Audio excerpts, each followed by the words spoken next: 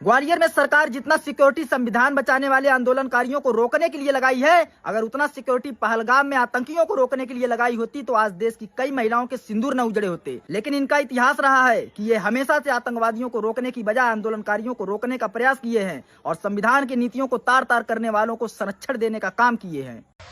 सत्ता के नसीब में चूर किस तरीके से उन तमाम अराजक तत्वों को भी सरकार संरक्षण दे रही है। ये वीडियो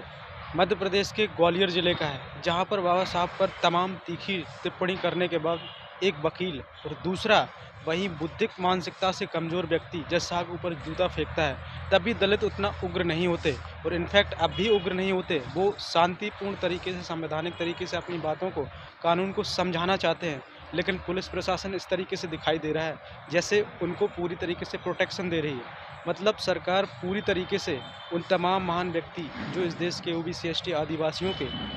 व्यक्तित्व के लिए, उनसे सीखने के लिए, प्रेरणा लेने के लिए लोग स्मारक बना रहे हैं, उन्हीं पर टिप्पणी और इस तरीके की टिप्पणी जो लगातार सरकार के संरक्षण में हो रहा है। क्या दलितों का फिर से शोषण नहीं है? क्या ये दौर वही नहीं है जहां आर्टिकल 17 और आर्टिकल 90 का वो खुद ही दुरुपयोग कर रहे हैं? बाबा साहब सोचिए, जिनके साथ कितना उत्पीड़न हुआ, उनके साथ छुआछूत, भेदभाव सब कुछ हुआ, लेकिन जब हक अधिकारों की बात आई तो सभी को इक्वलिटी में रखा और सभी को समान नागरिक संहिता दी और तमाम ऐसे कानून दिए जो सभी के लिए सब सदुपयोगी हैं। लेकिन आज उन्हीं के किस तरीके से लोगों को रोकने के लिए सरकार इतना प्रबंध कर रही है और इतना ही प्रबंध तमाम नौकरियों में, जहां पेपर लीक्स होते हैं, तमाम कानूनी चूक होती हैं, वहां पर इतना प्रबंध नहीं करेंगे, क्योंकि उन्हें पता है भविष्य की राजनीति और राजनीतिक सत्ता की चाबी इनके हाथ में है, जिसे वो अपने तरीके से उपयोग करना चाहते हैं और देश के 85% लोग ओबीसी एसटी आदिवासियों को गुमराह करना चाहते हैं और गुमराह और अंधेरे में रखना चाहते हैं। लेकिन ये दलित समाज अब जागरूक हो रहा है और बड़े तादाद पर 15 अक्टूबर को